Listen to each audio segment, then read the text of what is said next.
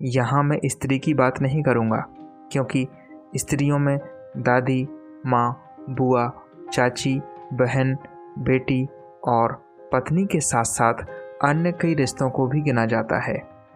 इन सभी रिश्तों में एक ऐसा शब्द है जिसके बारे में लोगों की मानसिकता कुछ बदली हुई देखी जाती है, और वो शब्द है पत्नी।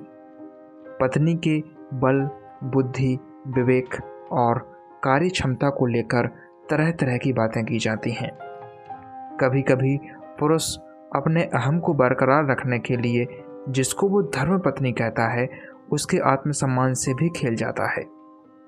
कई मामलों में पति को अपने बाकी रिश्तों की खातिर, भले वो गलत हों, अपनी पत्नी से उसकी गलती ना होते हुए भी बढ़ना पड़ता है, इसलिए कि वो पुराने ज़माने की बहू जैसी बनकर रहे। लोग कहते बस हैं कि बहू बेटी के समान होती है, लेकिन सच तो ये है, जो अपेक्षा हम अपनी बहू से करते हैं वही अपेक्षा तो उस घर में आपकी बेटी से भी की जाती होगी जिस घर में वो बहू बनकर जाती है। लेकिन जब खुद की बेटी की बात आती है तो बहू बेटी जैसी कहावत वाली मानसिकता में फ़र्क झलकने लगता है। मैं एक तरफा बात नहीं कर रहा हूँ कि बहुएं ही प्रताड़ित होती हैं। कई सारे मामलों में बहुओं ने अपने ससुराल को नर्क बना के रखा है, क्योंकि वर्तमान पीढ़ी की लड़कियां पति, बच्चों और खुद को ही परिवार मानती हैं। बाकी सास ससुर, भैया भाभी और भतीजे भतीजियां उनकी नज़र में एक अलग परिवार होता है। उनकी इस सोच ने भारतीय संस्कृति की पुरानी परंपरा वाला संयुक्त परिवार विलुप्त कर दिया है। लोग सोचते हैं अपने ही परिवार में इस तरह से व्यवहार कर आगे निकल जाएंगे, लेकिन ये भूल जाते हैं जो आचरण वो घर में कर रहे हैं वही आचरण उनके बच्चों में भी स्थानांतरित हो रहा है।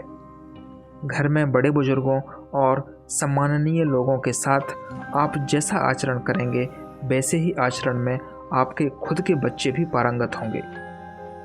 ये भी स्मरण रखिए कि आपका बुढ़ापा भी जरूर आएगा। आप सदैव युवा नहीं रहने वाले। बुढ़ापा हमारे जीवन का अटल सत्य है। मेरा मतलब, जैसा बो रहे हो वैसा ही काटने को तैयार रहना। कांटे वाली फसल उगाओगे तो काटते वक्त हाथ लहूलुहान ही होंगे। इसलिए अभी सत्कर्म और सदाचरण कर भविष्य में अच्छे परिणामों को पहले से ही आरक्षित कर लो।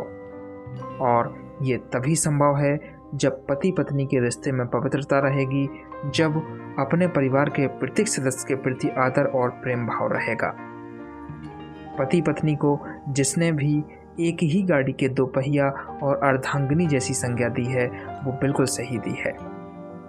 परिवार के सभी लोगों का एक दूसरे के प्रति सम्मान और आदर भाव ही आने वाले भविष्य के सुनहरेपन को सुनिश्चित करेगा।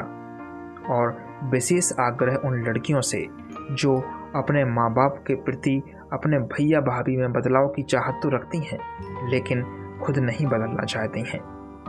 और हाथ जोड़कर विनती उनसे भी जो हमारी पुरानी पारिवारिक परंपराओं को आडंबर कहकर पाश्चात्य सभ्यता से प्रतिस्थापित करना चाहते हैं। जो परंपराएं हमें एक करके रखती थीं, यदि वो आपके मन में पनप रही दिखावे की संस्कृति के आधार पर आडंबर है तो उसे आडंबर ही रहने दो। यही आडंबर आज के समय में गांवों के लोगों के परिवारों के लिए वरदान साबित हो रहे हैं।